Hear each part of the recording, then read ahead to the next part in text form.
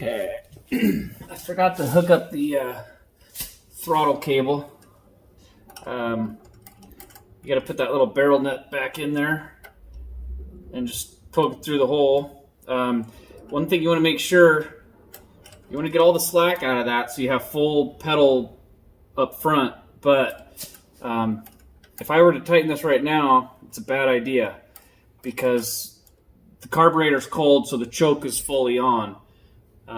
You can see up here if I turn the choke off, I open it all the way, it changes how much cable comes out. So you want to do it that way and then pull out all the slack.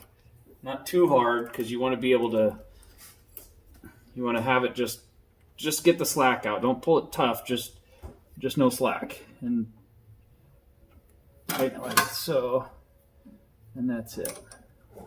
And that way it'll work better.